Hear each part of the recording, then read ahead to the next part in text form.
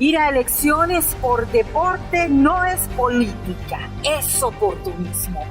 Hemos visto con asombro la reacción de los partidos de oposición frente a la convocatoria a elecciones del 13 de septiembre. Después de toda la estructura que amenaza con imponer un nuevo fraude electoral, la jugarreta nacionalista de impedir las reformas electorales, sentimos que la ansiedad manifiesta por apuntarse para el carnaval electoral que padecen sus víctimas anunciadas nos da mucho que reflexionar. Basta leer el informe preliminar presentado por la consejera Moncada para encender todas las luces de alarma sobre una estructura fraudulenta montada desde el 2009, cuya primera tarea fue lavar la cara del golpismo y en el 2013 y 2017 mantener por la fuerza el rompimiento constitucional en vigor desde el 28 de junio del 2009. En este informe se revelan cuestiones alarmantes, como el hecho de que no existen datos de ninguno de los procesos electorales anteriores.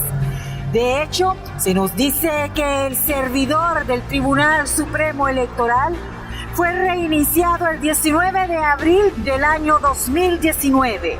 Es decir, se borraron todos los rastros de cualquier cosa. Ese informe sería razón suficiente para abrir una investigación de oficio y determinar cómo es que los hondureños, habiendo pagado más de 5.000 millones de lempiras para las elecciones del 2013 y 2017, no tenemos derecho a saber nada y bajo qué precepto legal los magistrados del Tribunal Supremo Electoral se tomaron los atributos de borrar todo. Todos los medios de comunicación han ignorado deliberadamente ese informe por cubrir sus propias espaldas o simplemente porque no les gusta leer y prefieren conseguir las noticias en los cafés, el aeropuerto o en la salida de los foros matutinos. El domingo 13, día de la convocatoria, tanto la consejera Moncada como la consejera Hall, actual presidenta del Consejo Nacional Electoral, coincidieron en las carencias y problemas que carga el proceso electoral. A ese respecto, la consejera Hall en la convocatoria nos decía que no había tenido otro remedio más que convocar, pero que se carecía de censo nacional electoral, que existen anomalías severas con la tarjeta de identidad y que la falta de una ley electoral nueva, más claridad, es simplemente imposible. El Registro Nacional de las Personas, por otro lado, ante la solicitud de las actualizaciones del censo, respondió al Consejo Nacional Electoral que el nivel de inconsistencias encontrado, cercano al 10%, les impedía dar fe de que lo que estaba disponible podía ser utilizado para fines electorales.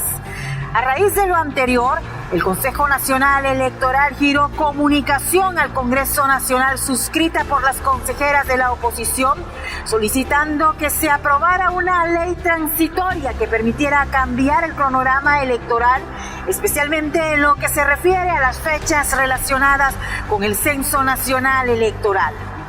Según la ley actual, el Censo Nacional Electoral Preliminar debía ser distribuido en forma impresa a los 298 municipios del país, 48 horas después de la convocatoria. Evidentemente, de las comunicaciones del Registro Nacional de las Personas y el Consejo Nacional Electoral, podemos fácilmente saber que eso no era posible y en efecto no se distribuyó el documento, creando un vacío y alterando el plazo de revisión de los ciudadanos en esos listados durante 60 días como manda la ley.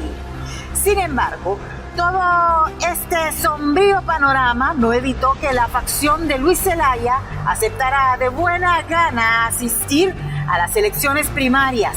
Por supuesto, esto no sorprende tanto, pues de todos es sabido que esa facción se ha opuesto tenazmente a las reformas electorales, quizás motivados por sus compromisos con partidos de maletín que con la nueva ley estarían forzados a trabajar para tener derecho a una deuda política que antes ganaban con solo participar.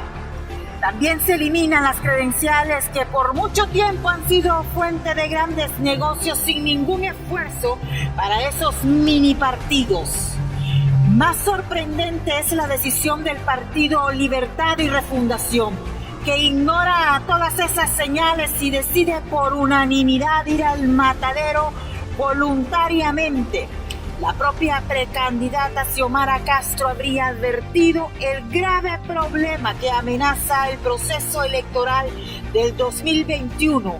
Aún así, todas las corrientes que la apoyan decidieron lanzarse a la aventura de jugar un partido totalmente viciado. No hay duda de que Libre debe participar en todos los torneos electorales, siendo la principal fuerza política del país.